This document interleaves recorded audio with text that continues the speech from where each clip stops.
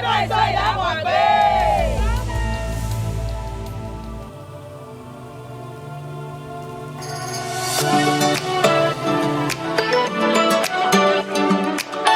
truth about Africa from Africans.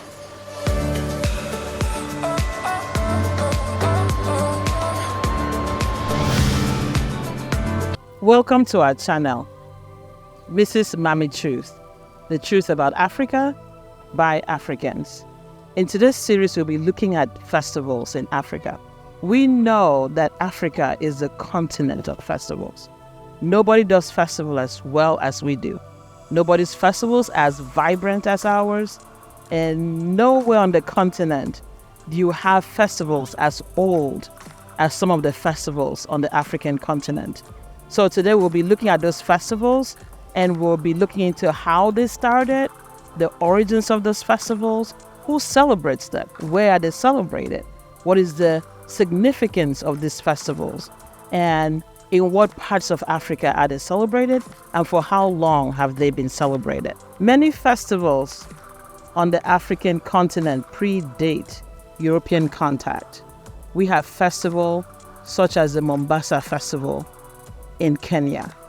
We have the Ouidah Voodoo Festival in Benin, where fetish witch doctors and their worshippers come together and celebrate the traditional worship sacrifices.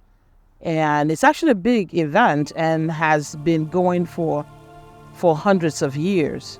Prior to the first contact Europeans had with Africa, we also have the Guerewal Festival in Chad, where young men dress up, wear makeup, wear mask, or rather makeup without mask, to try and attract young women for wife, young women they're interested in. There's also the Gule Wamkulu Festival that is celebrated in parts of Malawi, in Zambia, and Mozambique. Unfortunately, a lot of these festivals did not survive European contact, because when the Europeans came, they inferiorized African culture, and by so doing, inferiorized the Africans who celebrate this culture.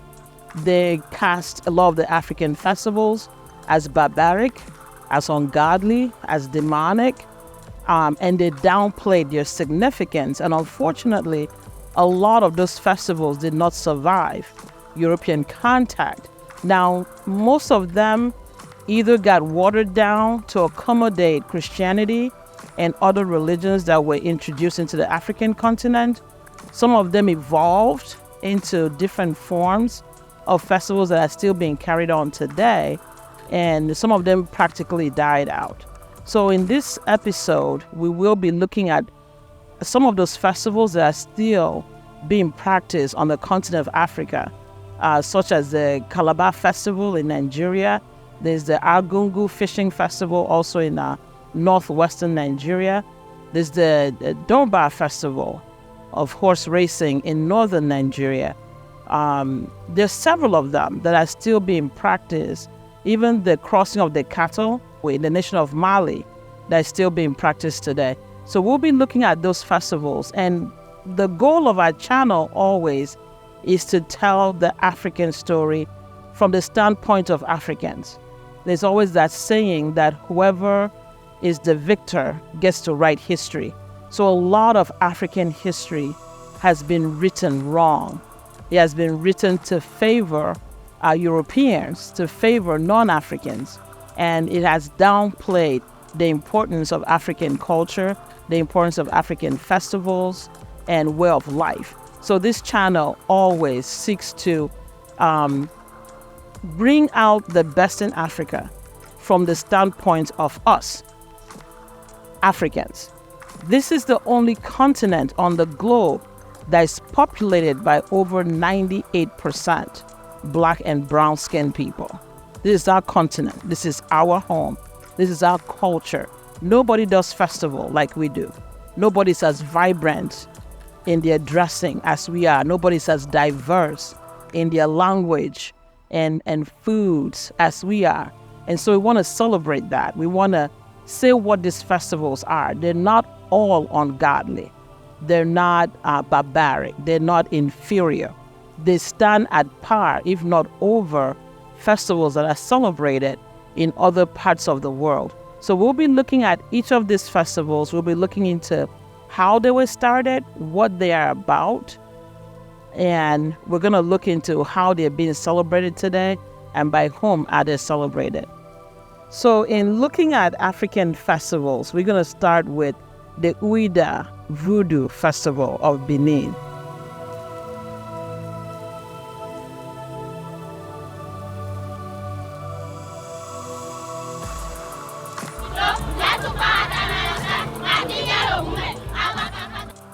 This festival began during the times when modern-day Benin was known as the Kingdom of Dahomey. It's a festival celebrated mostly by the Ouidah townspeople, but then lately it has been growing in notoriety. People traveling from as far as Brazil to participate in this festival. The festival really celebrates and honors the fetish religion of that area.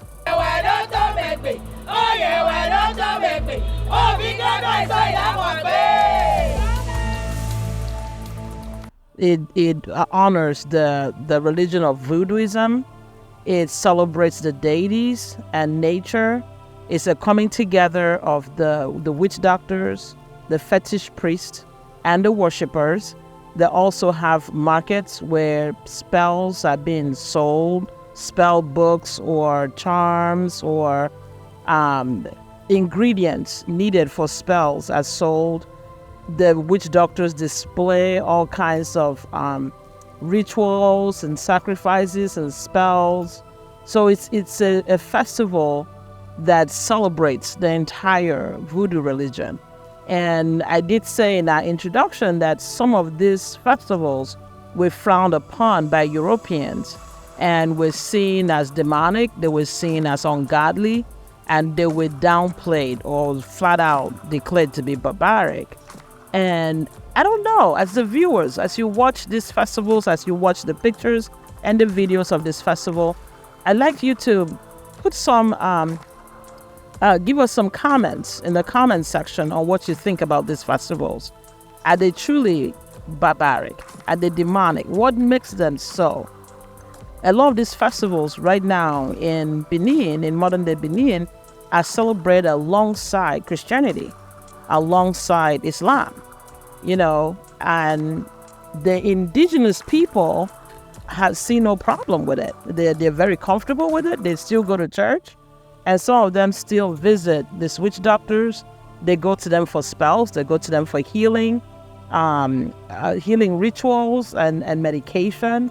And again, since the Kingdom of Dahomey, these witch doctors have been known to heal people, to cast out evil spirits, to cause a land to be fertile before planting season, to help pregnant women give birth, to help couples looking for babies get pregnant and have a baby.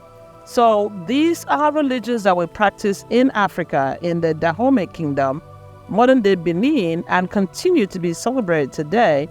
And of course, this festival is a sum total of that. And like I said, people come from far.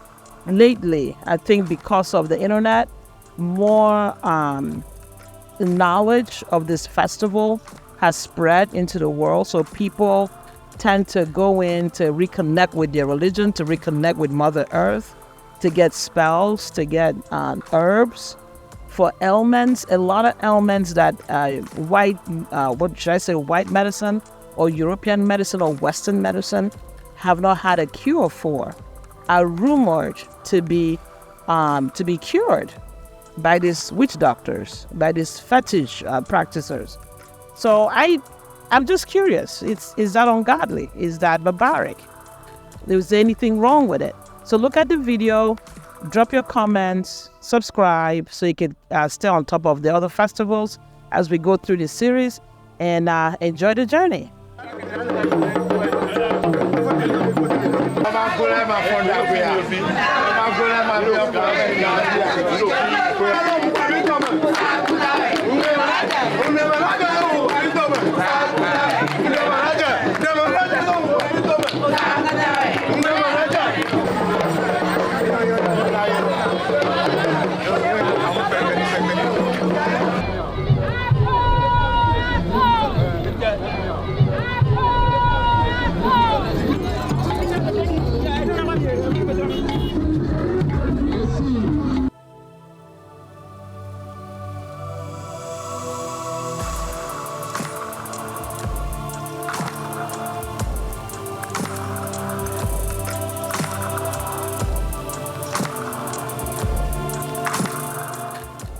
So once again, thank you for visiting our channel. This is Mrs. Mami Truth. I am Mrs. Mami, and this channel is telling the truth about Africa from the standpoint of us, the Africans. Again, feel free to come back to this channel from time to time. Look out for our alerts. Don't forget to subscribe. Don't forget to tell your friends about us, and use the comments to let us know what you're interested in so that we can cover them. Maybe you have a question about African culture, African food, or why there's so much quote-unquote poverty on the continent. Because if you're in the Western world or in the diaspora, it makes it look as though Africa is poor, but the truth is no, they are not. It's just that whoever has the lens choose to showcase what they want to show with that lens, that camera lens. And so we choose to show the good in Africa, the strength of her, the beauty of her and her people, her diversity, and to tell the truth about who we are. So be proud, be African, be genuine. Stay tuned.